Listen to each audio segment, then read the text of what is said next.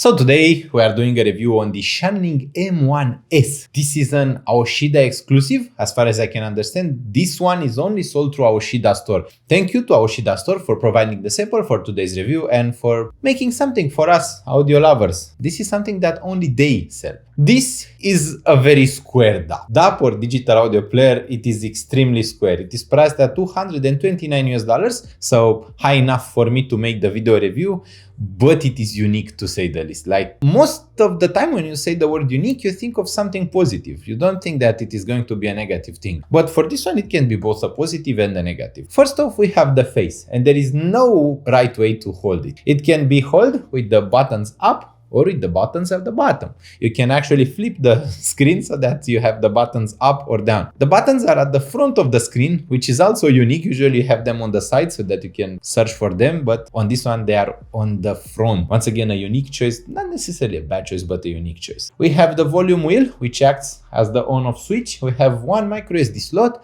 and one USB Type-C slot, which is on the right side if you have the buttons at the top, like me. And there is nothing on the bottom, and at the top we have one balanced headphone output in the 4.4mm format and one single-ended headphone output in the 3.5mm format. While Shanling have been among the first to create that idea where you have a 3.5mm headphone output that can be converted to a balanced headphone output in the 4.4mm format. It is actually balanced with their M0 Pro. This one doesn't have that. It just has a traditional 4.4mm headphone output with a ton of driving power. It is actually very good. And that is the surprising part about it. Everything about it is a bit weird because it's like the whole design team was like, we can make a very weird device. We should make a weird device, but one that is actually good. Don't make it weird and bad. Just make something that people will be happy to use. And this is how the M1S was born. It was born out of weirdness. I don't mind having the buttons on the front, but I never use them. I don't mind having the USB Type-C port on the right, as I typically hold it, but I actually use it. It is good. The USB Type-C port works as a USB DAC if you install the Shanling USB drivers. Without the drivers, it won't work. It won't work with anything, any computer, it will not work. And that is something that I've learned the hard way. So I initially published the full written review where I said that it doesn't work. And then Shanling and Aoshida contacted me and they told me that it should work. So I went back to my computer and I tested it once again. And guess what? It actually does work. The secret is to install the Shanling USB drivers. Then it works perfect. Every single story can have a happy ending if there is understanding from both sides. I'm really happy that both Aoshida and Shanling have been understanding with me and explained to me what I should be doing. I typically don't install USB drivers for USB DACs because they typically work without. I didn't notice a major delay when using it as a USB DAC, although there can be some minor delay depending on your setup. Some setups just have a bit of delay when using USB DACs. It shouldn't be more than 1 or 2 frames though, which shouldn't be that noticeable. The micro SD slot works perfectly. Every single card that I threw inside worked perfectly, no problems. The volume wheel works perfectly, and yeah, everything that is left is pretty much the sound. Although it does have a pretty interesting firmware. Like some, if not all Shanling products, it does have some problems with charging from fast chargers. So the fast charger for my Motorola Edge 40 Ultra smartphone doesn't really work well with the Shanling M1S, and it doesn't really charge it. It shows that it is charging, but when I remove the charger, the battery is still empty. So I either have to use a slower charger, one of the USB ports of my computer to charge it, or I do have to use a Xiaomi charger, which surprisingly works. I don't know why. Xiaomi seems to have better chargers. Although I did give up on Xiaomi smartphones a while ago. I just don't really like them anymore. They had too many bugs for me. I just can't stand Xiaomi anymore as a brand in general. They just disappointed me over and over again, even though I gave them all the chances possible for smartphones. The charging of the M1S is not very fast. It doesn't have any fast charging, so it will take a while to charge it, around 2 hours or 3 hours to be more precise, depending on the speed of your charger. But it has a good battery life, around 10 to 15 hours of battery life. And if you use it for a Bluetooth signal, it is going to last much longer. 20 to 25 hours of usage are possible. If it is being used as a Bluetooth transmitter, it can use LDAC, aptX, aptX HD, AAC, and SBC formats. If it is the Bluetooth receiver, it can only receive LDAC, AAC, and SBC protocols. Don't know why. Usage as a Bluetooth receiver is very good. It sounds almost as good as if it being used as a USB DAC or if it is being used as just a DAP, so you shouldn't shy away from using it as a Bluetooth receiver if you want to.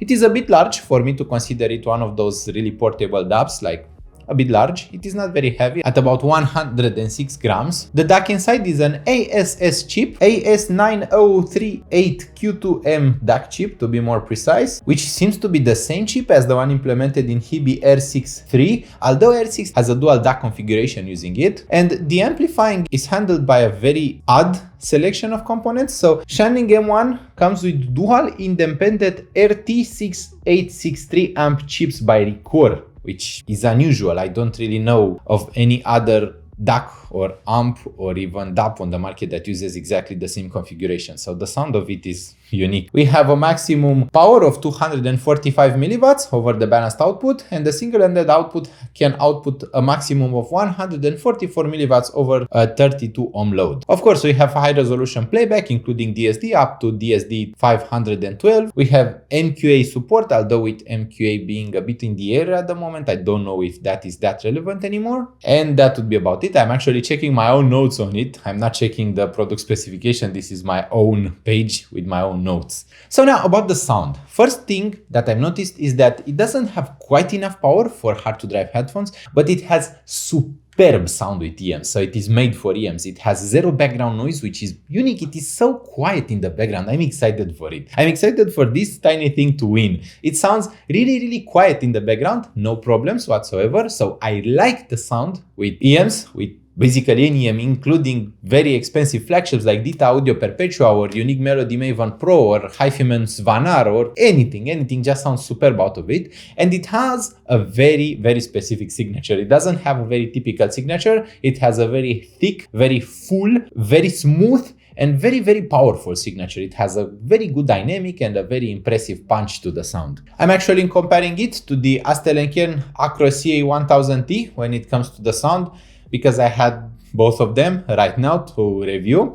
And the CA1000T is much more neutral actually. Even though this one isn't the most neutral of them all, it is much more neutral, much more neutral in general. It has better dynamics and detail, but look at it. It's much larger and it has much higher driving power, like 1 kilogram. This one is 100 grams. Like, there is a difference in size. You should expect some difference in sound as well. The sound of the M1S is so thick and so full that it really surprises you. Like you just go, whoa, this is full and thick.